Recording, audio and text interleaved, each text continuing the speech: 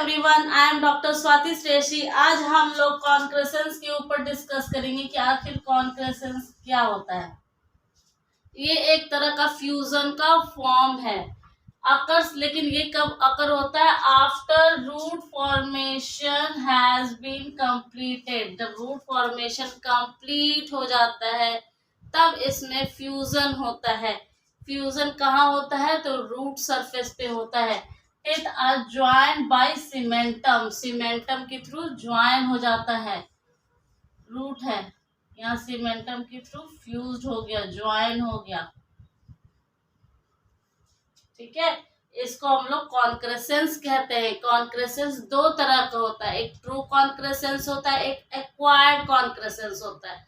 जो ट्रू कॉन्क्रेसेंस होता है वो टू डेवलपिंग टिथ में अकर करता है, पर जो एक्वायर्ड कॉन्क्रेसेंस होता है ये टू फुली फॉर्म टिथ में अकर करता है।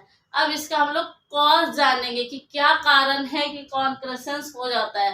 पहला कारण है आपका ट्रॉमेटिक इंजरी। ट्रॉमेटिक इंजरी के कारण कहीं चोट लग गया, कुछ हो गया, ट्रॉमेटिक इंजरी हो गया, उसके कारण रूट जो है एक दूसरे से फ्यूज हो जाता है। सीमेंटम उसके बीच में आके उसको जोड़ देता है, तो एक वो कारण होता है। दूसरा क्या होता है?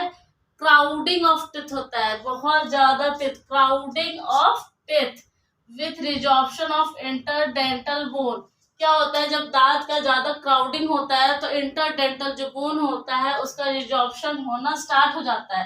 तो क्या होता है? Two roots are in approximate contact. जब दो रूट एक दूसरे के कांटेक्ट में रहता है, ठीक है, तो क्या होता है कि वहां सीमेंटम का डिपोजिशन हो जाता है वो दोनों के बीच में।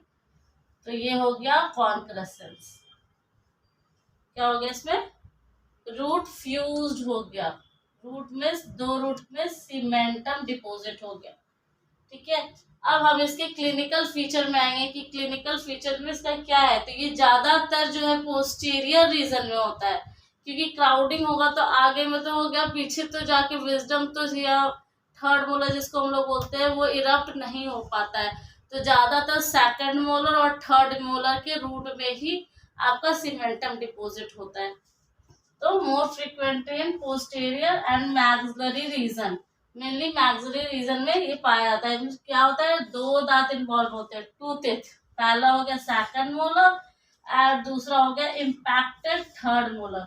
इम्पैक्टेड क्यों है? क्योंकि हम लोग का टूथ का क्राउडिंग है जिसके कारण थर्ड मोलर इम्पैक्टेड है। तो इसमें क्या हो गया? दो दांत लिया गया, पहला सेकंड मोलर और दूसरा impacted third molar.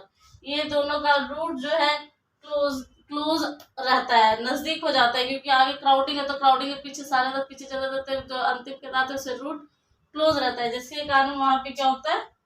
Cementum deposit होके फ्यूज होता है, तो कॉन्क्रेसेंस हो गया। ये क्या होता है? बिफोर या आफ्टर टूथ के इरप्शन में होता है। क्या होता है? रूट में कॉन्क्रेसेंस हो रहा है, ठीक है, तो रूट में सीमेंटम आके डिपॉजिट हो रहा है। तो ये दांत के पूरा फॉर्मेशन, दांत के फॉर्मेशन के बाद भी होता है और पहले भी हो सकता है।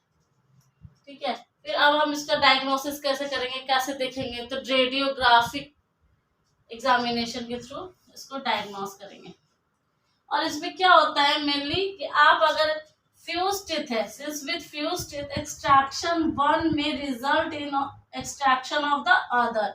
ये जैसे सीमेंटम यहाँ डिपोजिट होकर इसको फ्यूज कर दिया, अगर हम ये दांत निकालेंगे तो साथ में ये दांत भी निकलने की संभावना हो जाती है। उसी तरह अगर हम लोग इंडोडोंटिक ट्रीटमेंट करेंगे तो हम लोग का ये जो है इसमें भी परफोरेशन होकर इसमें भी इंडोडोंटिक ट्रीटमेंट करने में प्रॉब्लम क्रिएट होता है। ठीक है, अब हम लोग ये फिगर देखेंगे कि कॉन्क्रेसेंस किस तरह का होता है, कैसे थर्ड मोलर, सेकंड मोलर और थर्ड मोलर के जो रूट है उसके बीच में सीमेंटम जम जाता है, वो सीमेंटम आके डिपॉजिट हो जाता है, तो वो फ्यूज हो जाता है। कैसा दिखता है, कैसा रेडियोग्राफिक एग्जामिनेशन में आता है, कैसा आपको वो दांत निकला हो भी आपको उसका फोटो आपको दिखाते हैं कि वो आप देखिए कैसा होता है कॉन्क्रेसेंस।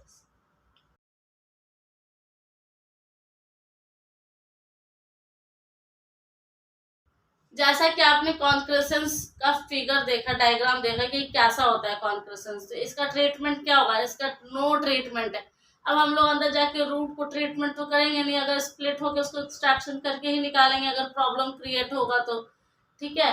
और ज़्यादा होगा तो अगर आगे का दांत आपको ज़्यादा बड़ा लग रहा है तो उसको कॉस्मेटिक ही करेंगे, रीसेप करेंगे, फुल क्राउन से रिप्लेस करेंगे, ताकि वो आपको आपका दांत इसको पता नहीं चले कि हाँ आगे, क्योंकि रूट फ्यूज होता है तो कभी कभी आप देखते हैं कि रूट का तो कुछ नहीं कर सकते ना, नो ट्रीटमेंट होता है उसमें। अगर दांत आपका आगे में फ्यूज दिख रहा है, जैसे बड़े दांत दिख रहे हैं, तो कॉस्मेटिक डेंटिस्ट्री में होता है कि हाँ उसको हम लोग रीसेप, एक शेप बनाएंगे, उसके बाद उसमें क्या करेंगे, फुल क्राउन लगा देंगे ताकि पता ही नहीं चले, एस्थेटिकली गुड बना देंगे। और ऐसे ट्रीटमेंट नहीं होता, उसमें एक्सट्रैक्शन करेंगे तो उसके जगह एक निकालेंगे दूसरा भी निकलता है। Thank you.